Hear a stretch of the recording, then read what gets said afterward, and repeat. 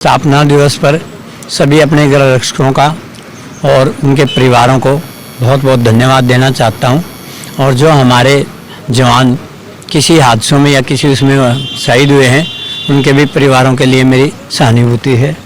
और उनके लिए जो हमने ये एक्सिस बैंक से इंश्योरेंस का 6 लाख रुपए नेचुरल डेथ के लिए किया, और एक्सीडेंटल में जो है 10 लाख रुपए एक्स ग्रेसिया और उसका जो हम कर रहे हैं, और इंश्योरेंस का भी जो है 50 लाख रुपए है। इससे जो है लगता है कि काफ़ी इनको मदद होगी। नहीं, किसी को रिटायर नहीं किया गया। लोग कह रहे हैं हमें हटा दिया गया। नहीं, अभी कोई किसी को नहीं हटाया। भर्ती 10,285 की आएगी, और उसमें अभी महीना 15 दिन से हमारा प्रोसेस स्टार्ट है। जैसे ही वो होगी न्यूज़पेपर में पता लगेगा। होमगार्ड और सिविल डिफेंस को दोनों को जो है एक्स होमगार्ड को वेटेज दिया जाएगा, और जो है 10 नंबर सिविल डिफेंस के होंगे या 15 नंबर जो है होमगार्ड के, जिन्होंने 3 साल अपना कार्य किया, उनको दिए जाएंगे। क्वालिफाई क्या रहेगी सर? एजुकेशन का अभी डिसाइड नहीं है। वो 12th का जो है 12वीं पास होने का है।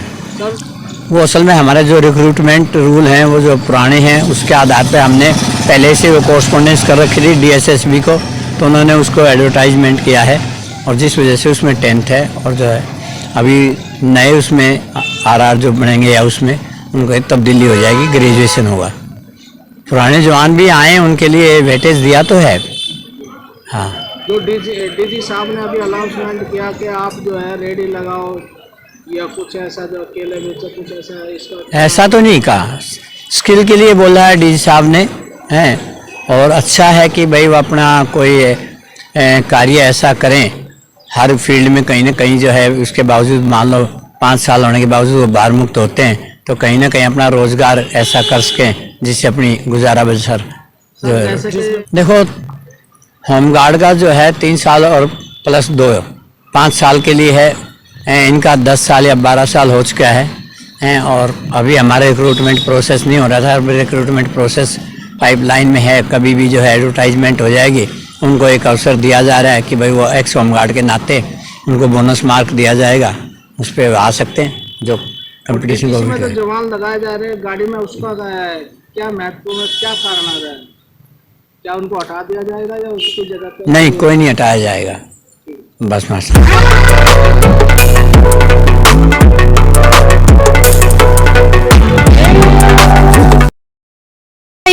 सोच रहे हैं इनके विचार क्या है इन चीज़ों को लेके, चाहिए इनसे जानते हैं हम।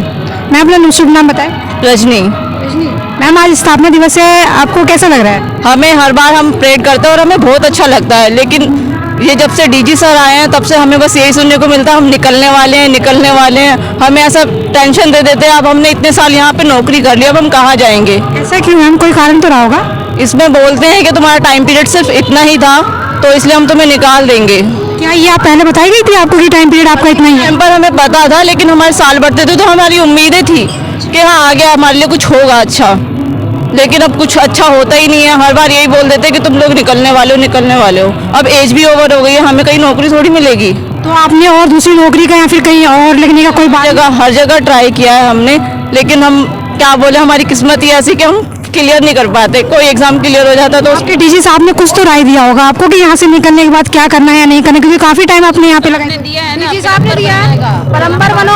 हाँ, एक यूनिफॉर्म वाला बंदा, एक यूनिफॉर्म पहन रखी है, वो खाना बनाने का काम सीखेगा, वो खाना बनाएगा जा करके आके घर में, ठीक है। 10,500 वैकेंसी निकाल रहे हैं, लेकिन 8,500 बंदों के बारे में नहीं सोचा जा रहा है। एक फ्रेशर ले रहे हैं और न्यू फ्रेशर से काम कराएंगे जो, लेकिन एक टैलेंटेड बंदा उसको निकाल रहे हैं, उसके बारे में कुछ नहीं सोचा गया। 15 साल हमारी लाइफ के गए, हमारी लाइफ के 15 साल। जब तुम्हें जरूरत थी तब तुमने टाइम हमारा बढ़ाया।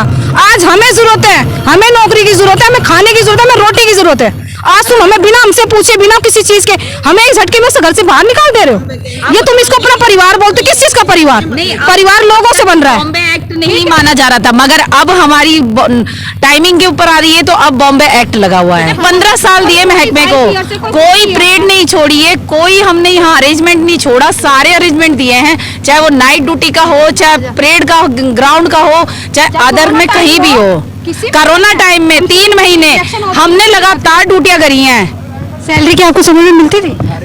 वही जो चल रहा है 3 महीने के गैप में जो मिल रहा है सैलरी उसी तरीके से मिल रही है। और छीन रहे, हमारी रोजी रोटी तो कहीं रही नहीं है, रोजी रोटी समझ में नहीं आ रही कहाँ चली गई। पर ऐसा होना भारत में होना होना तो ये चाहिए था, ये हमें कुछ गुड न्यूज देते, हमें कोई अच्छी खबर सुनाते। निकाला जा रहा है लेकिन दूसरी भर्ती, और जो बंदे इसके अंदर आएंगे वो पागल हैं, दिमाग बिल्कुल नहीं है उनके अंदर कि जो उनके साथ भी आप जैसा ही हाल किया जाएगा। बिल्कुल बिल्कुल, क्योंकि